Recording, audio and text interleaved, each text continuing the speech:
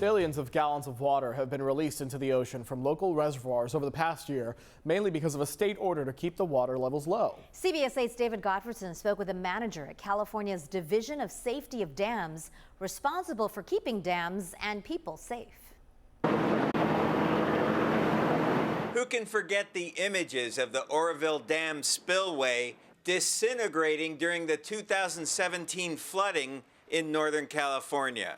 180,000 people evacuated. Fortunately, the dam itself did not collapse. I think following Oroville, dam safety is at the forefront of the state. Sharon Tapia is a manager at the state's Division of Safety of Dams. In the wake of Oroville, the agency now requires increased inspections of dams and emergency action plans in case a dam fails.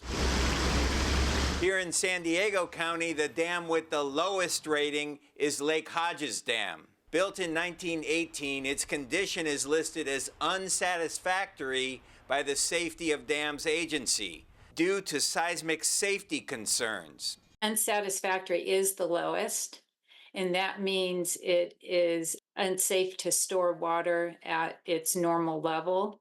The water level on Lake Hodges is now restricted to 280 feet above sea level, meaning every time we get a heavy rainstorm, water has to be released. In 2023 and 24, the city of San Diego says it has released more than 11 billion gallons of water from Lake Hodges. Tapia says the water level restriction is meant to protect people downstream in the event of a collapse. So that if the dam were to have any structural issues occur, then you're going to have less water that's released.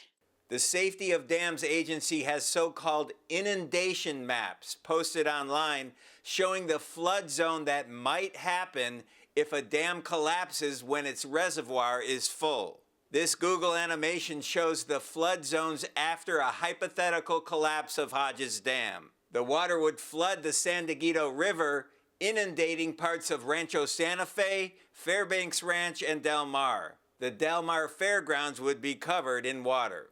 But with the water level currently restricted to 280 feet, the city of San Diego says, quote, "There is not an imminent threat of failure of Hodges Dam."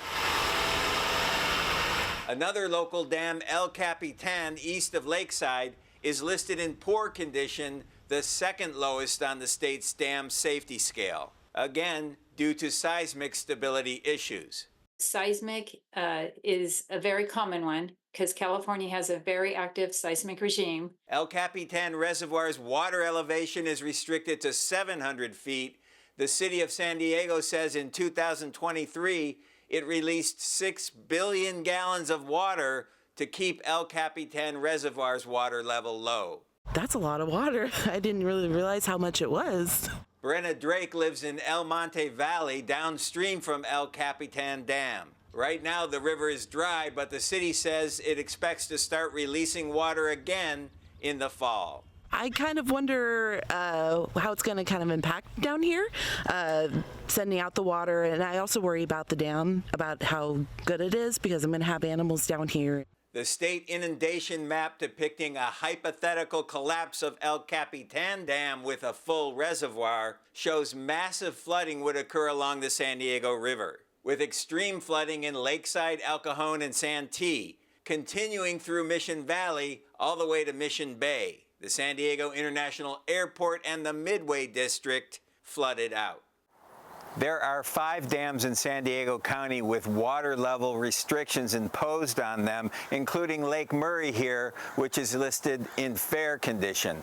If you want more information and also links to those flood maps, go to cbs8.com.